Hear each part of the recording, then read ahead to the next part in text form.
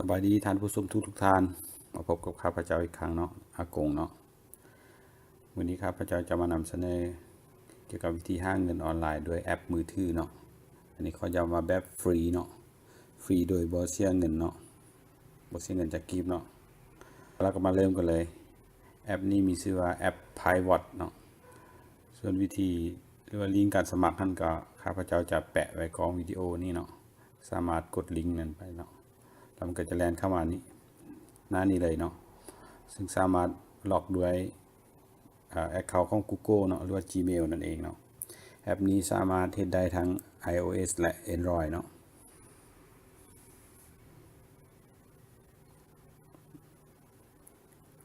อันนี้มันจะเข้ามาให้อันนั้นเลยเนาะถ้าว่ามันเป็นข้องiOS มันจะเข้าไปก็ติดตั้งได้เลยเนาะอันนี้มันเป็น Android สามารถติดตั้งได้เลย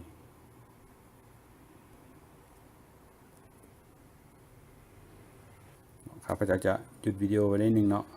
มันเวลาติดตั้งแล้วเราจะกลับมาอีกวันหนึ่งเนาะก็กลับมาเลยเนาะติดตั้งพอดีแล้วนะวันนี้เนาะกลับมาเปิดได้เลยครับต้องได้อนุญาตเนาะ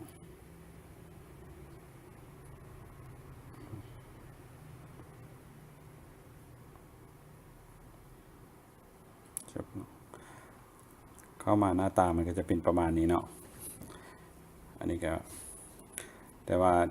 สำคัญเป็นให้เบิ่ง4ปุ่มทางลุ่มเนาะ4ปุ่มทางลุ่มเนาะมันก็จะมีปุ่มสามเหลี่ยมที่ฟ้านี่เนาะเบิ่งซ้ายมือแจลุ่มนี้เนาะอันนี้จะเป็นหน้าที่เราจะเก็บคะแนนเนาะแล้วก็มาเบิ่งสถิติต่างๆเนาะนี่เนาะ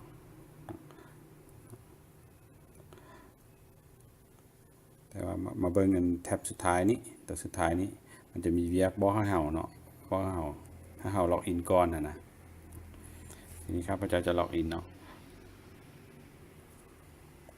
ล็อกอินโดย Google เลยเนาะอันนี้เป็นบัญชีของข้าพเจ้าใช้บัญชี Google ตัวนี้เท่านึงแล้วเนาะอยู่ในหน่วยiPhone ท่านเนาะก็เลยมันมีคะแนนขึ้นมาแล้วเนาะแต่ว่าเวียของเฮาแต่ละมือต้องเฮ็ดได้เพื่อจะเก็บคะแนนเก็บเก็บแต้มนะเนาะเก็บคะแนนนะเนาะเราจะมาแลกเป็นเงินนะก็คือเวียของเฮาแต่ละมือก็จะแม่นนี่เนาะ daily task นี่เนาะมันบ่ให้เฮ็ดหยังแดเนาะเมื่อก่อนท่านจะมีแต่3อย่างลุมนี้เนาะ3อันลุมนี้แต่เดี๋ยวนี้เพิ่มมามี4อย่างเนาะก็คือ1เฮาทายพ้นเนาะทายพ้นว่าโทเค็นของPivot นี่นะมันจะขึ้นหรือลงเนาะคันถ้าเฮาลงไปเท่าไหร่100Pivot โทเค็นนี่นะมันจะได้ power กลับมามัน500เนาะอันนี้เฮาเก็บคะแนนเป็น power เนาะแล้ววิธีที่2กันสะสมคะแนนก็คือเฮาต้องแนะนำหมู่มาลงเนาะมาลงแอปนี้เนาะเฮาก็จะได้มาติดตั้งแอปนี้เนาะเฮาก็จะได้มัน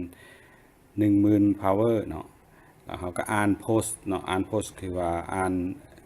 คือกับอ่านอยู่ใน Facebook มันอย่างนั้นเนาะเดี๋ยวข้าพเจ้าจะเฮ็ดให้เบิ่งเนาะก็จะได้100เทื่อละ100คะแนนซึ่งจะได้มันมือนึงบ่เกิน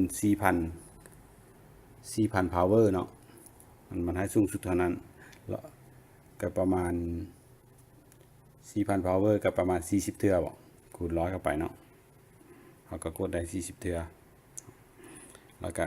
เฮาจะได้ 10% ของผู้ที่เฮาแนะนำหั่นเนาะคะแนนที่ข้าเจ้าเก็บได้นะเนาะคือตัวอย่างของข้าพเจ้านี่มื้อนี้ข้าพเจ้าเก็บไปมัน 4,000 power เนาะแต่ว่ามีคนสมัครต่อข้าพเจ้าผู้นึงเนาะแล้วข้าเจ้าก็เก็บได้ 4,000 ข้าพเจ้าได้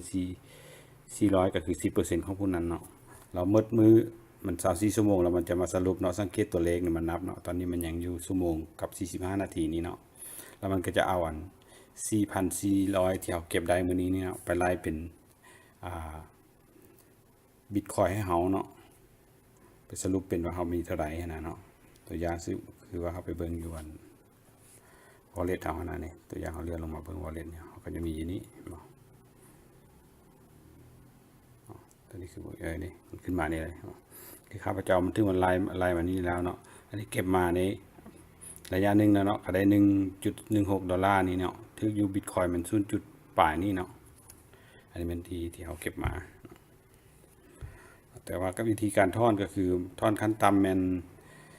100,000 Satoshi เนาะครบ100,000เฮาจึงจะได้เนาะเฮาจึงจะทอนได้ วิธีการเฮ็ดเวียกเนาะวันนี้เรามาเบิ่งวิธีการเฮ็ดเวียกของเราแต่ละมือเนาะเมื่อกี้แม่นแนะนำเบิ่งว่าเขาจะเก็บคะแนนใดมีจักวิธีในการเก็บคะแนนเนาะ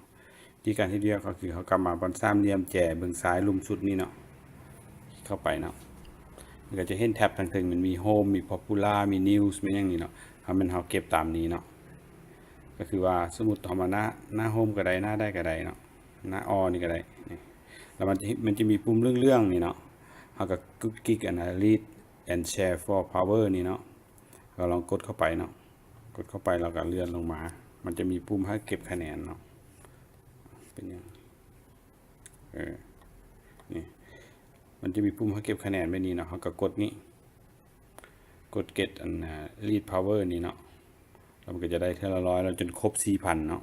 4,000 หมายถึงว่าเขากด40เทื่อแหละเนาะก็จะได้เนาะ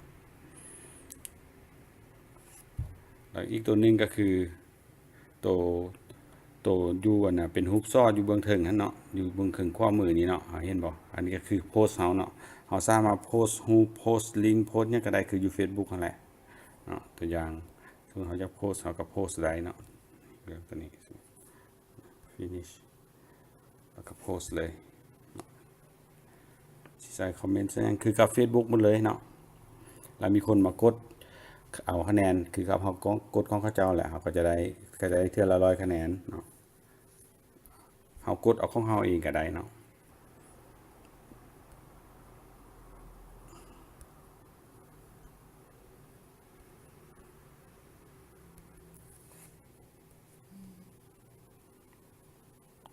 โพสต์เดี๋ยวนี้เลยเนาะพอดีโพสต์มาแล้วเนาะเขาก็สามารถมาเก็บเอาคะแนนกดรีดไปนี่เนาะก็มาเก็บเอาคะแนนเนาะทีนี้ข้าพเจ้าเก็บคะแนนครบแล้วมันก็จะบ่ขึ้นสีเหลืองให้เนาะมันจะเป็นสีอันเท่าๆนี่เนาะก็คือเขาเก็บครบแล้วครบ 4,000 คะแนนแล้วเนาะกดก็บ่ได้อีกเนาะก็รอท้าไปมือใหม่เนาะเราก็มาทวนอีกครั้งเนาะวิธีการเก็บคะแนนก็เข้ามามันมีจักวิธีก็มาเบิ่งอยู่นี่เนาะ4 ทางเนาะก็คือ1หาถ่ายพ้น2เฮาแนะนำคนมาติดตั้งแอปในลิงก์ของเฮา3ก็คือเฮาอ่านโพสต์แต่ละมือหั่นเนาะแล้วก็4อันนี้มันจะได้อัตโนมัติเลยเนาะคันถ้าเฮามีคนมาลงใต้สายงานเฮานะเนาะมันก็จะอาจจะอันได้น้อยแดนิดนึงเนาะเพราะว่าแอปนี้มันเป็นแอปฟรีเนาะเฮาบ่ได้มีความเสี่ยงมีหยังเลยนะตัวอะไรมันบ่มีความเสี่ยงหยังเลยนะฉะนั้นก็คอยเก็บไปเรื่อยๆแล้วก็แนะนำเพื่อนแนะนำหมู่ไม่ยังให้มาลงนำก็ได้เนาะส่วนวิธีการทอนนั้นก็มันจะทอนถ้าเป็นบิตคอยน์เนาะครบกำหนดแล้วข้าพเจ้าจะเฮ็ดวิดีโอมาทอนให้เบิ่งเนาะขอบใจแล้วก็อย่าลืมกดไลค์กดแชร์กด Subscribe แล้วก็กดแจ้งเตือน2ข้าพเจ้าเนาะจะพยายามสอนวิธีหาเงินออนไลน์แบบที่ว่ามันมีความเสี่ยงน้อยๆบ่ต้องลงทุนมาแนะนำให้เนาะติดตามไปเรื่อยๆเนาะเพราะว่าผ่านมาก็มีการลงทุนมีหยังแหละเนาะหลายคนก็ถามมาว่าบ่มีอันฟรีได้บ่เนาะอันฟรีก็มีอยู่แบบนี้แหละเนาะแต่ว่ามันจะใช้เวลานิดนึงต้องได้ใช้ความอดทนเนาะต้องได้ใช้แรงเนาะบ่คือเฮาให้เงินเป็นตัวทำงานแทนเฮาเนาะขอบใจอีกครั้งเนาะ